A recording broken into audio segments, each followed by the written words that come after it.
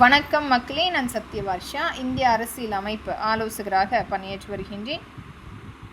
அனைத்திந்திய அண்ணா திராவிட முன்னேற்றக் கழகம் நம்மளுடைய மாண்புமிகு புரட்சி தலைவரால் ஏற்படுத்திய கட்சி.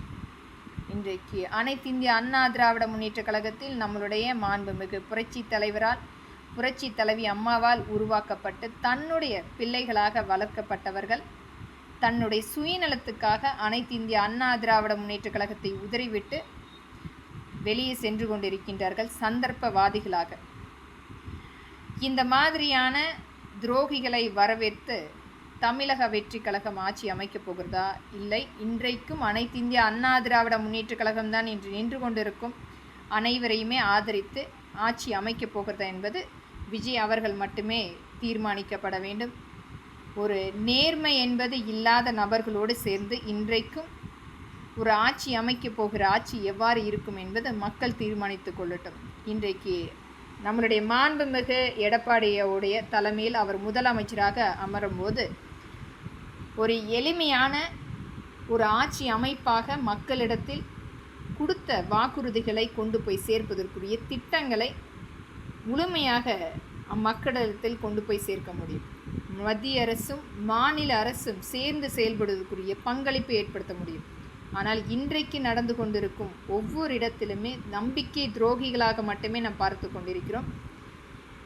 இந்த மாதிரியான துரோகிகள் மீண்டும் எங்கேயாவது விலை பேசப்பட்டு அந்த ஆட்சியை முழுமையாக தகர்ப்பதற்குரிய சந்தர்ப்பம் ஏற்படுத்த முடியும். ஆனால் அதுவே அனைத்திந்திய அண்ணா திராவிட முன்னேற்ற கழகத்தின் எடப்பாடியோடைய தலைமையில் அமைக்கும் பொழுது ஒரு மிகப்பெரிய அளவில் அம்மக்களுக்குரிய நல்ல ஆட்சி கிடைக்கும்.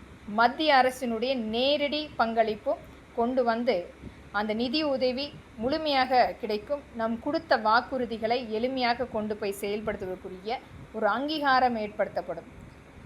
இன்றைக்கு நடந்து கொண்டிருக்கும் சூழ்நிலையை பார்த்து விஜய் அவர்கள் மட்டுமே தீர்மானிக்க வேண்டும். யார் நம்பிக்கைக்குரியவர்கள், யார் அமர்ந்தால் அதற்குரிய அந்த கட்சியை முழுமையாக அடுத்த கட்டத்துக்கு நாம் எடுத்து செல்ல முடியும். அந்த கட்சியினுடைய வளர்ச்சி இந்த துரோகிகளை வைத்து எடுத்து செல்லலாமா, அல்லது நம்பிக்கைக்குரியவர்களாக இன்றைக்கு மாண்புமிகு எடப்பாடி ஐயா, மாண்புமிகு மோடி ஐயா அவர்களுடைய பங்களிப்போடு சேர்ந்து ஒத்துமையாக ஒரு ஆட்சி அமைப்பு என்பது மக்களுக்குரிய நல்ல ஆட்சியாக அமைக்கப்படும். ஆனால் அதுவே இந்த துரோகிகளோடு சேர்ந்து ஆட்சி அமைக்கப்பட்டால் எந்த சூழ்நிலையிலுமே இவர்களை நம்ப முடியாத ஒரு சூழல் கண்டிப்பாக காத்திருக்கிறது. ஒரு முதலமைச்சராக அமரக்கூடிய நபர் முன்கூட்டிய அனுபவம் வேண்டும்.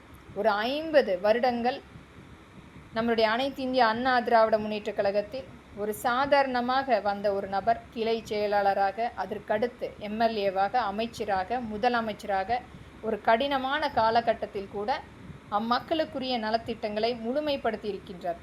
ஆட்சி அமைப்பை முழுமையாக நடத்தி ஒரு மிகப்பெரிய பங்களிப்பு கொடுத்திருக்கின்றார். மத்திய அரசு முழுமையாக இன்றைக்கும் ஆதரித்து கொண்டிருக்கிறது. இது விஜய் மட்டுமே தீர்மானிக்கக்கூடிய ஒரு மிகப்பெரிய முடிவு.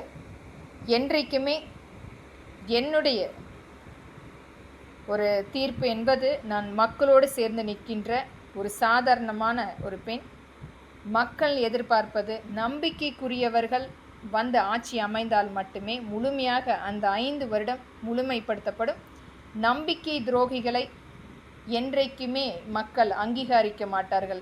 தன்னுடைய சுயநலத்துக்காக மற்ற கட்சிகளை ஒரு மிகப்பெரிய அளவில் தன்னுடைய அந்த வளர்க்கப்பட்ட இடத்தையே உதைத்து செல்வது என்பது ஒரு மிகப்பெரிய துரோகம். இது மக்கள் மட்டுமே தீர்மானிக்க வேண்டும் மற்றும் தமிழக வெற்றி கழகத்தினுடைய தலைவர் விஜய் அவர்கள் தீர்மானிக்க வேண்டும். எந்த விதத்திலுமே அனைத்திந்திய அண்ணா திராவிட முன்னேற்ற கழகம் இங்கு மற்றவர்களைப் போல அது சாதாரணமான கட்சி இல்லை. நம்மளுடைய மாண்புமிகு புரட்சி தலைவரால் ஏற்படுத்திய கட்சி. மீண்டும் அது ஆட்சி அமைக்கப்படும். மக்களுக்குரிய திட்டங்களை கொண்டு வந்து முழுமைப்படுத்தப்படும். இந்த ஆட்சியை முழுமையாக மாற்றுவதற்கும் சூழ்நிலை காலகட்டம் ஒரு கடினமான காலகட்டமாக அமைக்கப்படும். வரக்கூடிய சூழ்நிலை என்பது ஒரு கடினமான கடன் சுமை காத்து கொண்டிருக்கிறது. அனைத்துமே கருத்தில் கொண்டு உங்களுடைய முடிவை தாராளமாக எடுக்கலாம். நன்றி.